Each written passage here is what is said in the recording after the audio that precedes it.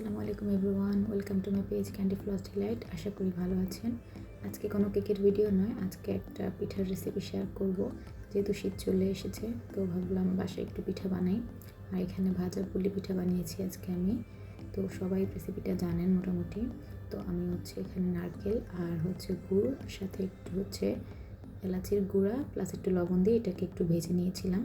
তো এরপর আমি এখানে চালের গুঁড়া দিয়ে ব্যাটারটা করেছিলাম।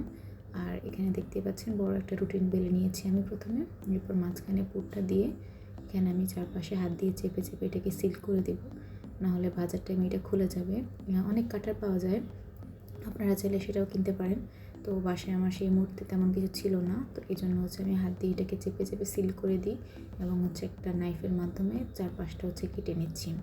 তো এটার অনেক ডিজাইন আছে, আপনারা ইউটিউবে সার্চ দিলে দেখবেন। তো আমি যে নর্মাল যে ডিজাইনটা সেটাই এখানে করে নিচ্ছি। একটু প্রেস করে এটাকে আবার ঘুরিয়ে আবার উপর দিকে প্রেস করে দিলে এই ডিজাইনটা হয়ে যাবে। আশা করি আপনারা ভিডিও দেখতে পাচ্ছেন আমি কীভাবে করছি। তো আমি দুইটা শেপেই বানিয়েছিলাম, নর্মাল এই ডিজাইনটা দিয়ে, আর একটা জাস্ট সিল করে ওইটাকে আমি অফ করে দিয়েছি, যেহেতু সময় খুব কম ছিল। তো আমি এখানে মোটামুটি প্রায় 10টার মতোই বানিয়েছিলাম। আপনারা চাইলে আপনাদের পছন্দ মতো বানিয়ে নিতে পারবেন। আর এখন যেহেতু শীতকাল, সো পিঠের আমেজটা একটু বেশি জমে উঠবে। তো আপনারা বাসায় এই রেসিপিটা ট্রাই করবেন। আর অবশ্যই জানাবেন আমার ভিডিওটা কেমন লেগেছে। আর রেসিপি বানালে আমাকে মেনশন দিতে ভুলবেন না।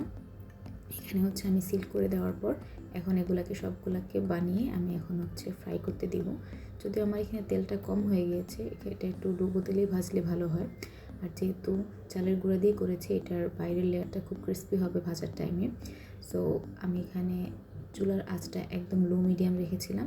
এরপর আস্তে আস্তে ভেজে এটাকে আমি ব্রাউন কালার আনা পর্যন্ত দিয়েছিলাম।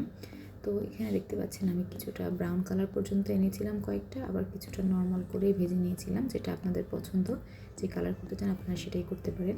আর এখানে ভিতরে পুরটাও দেখিয়ে দিয়েছি।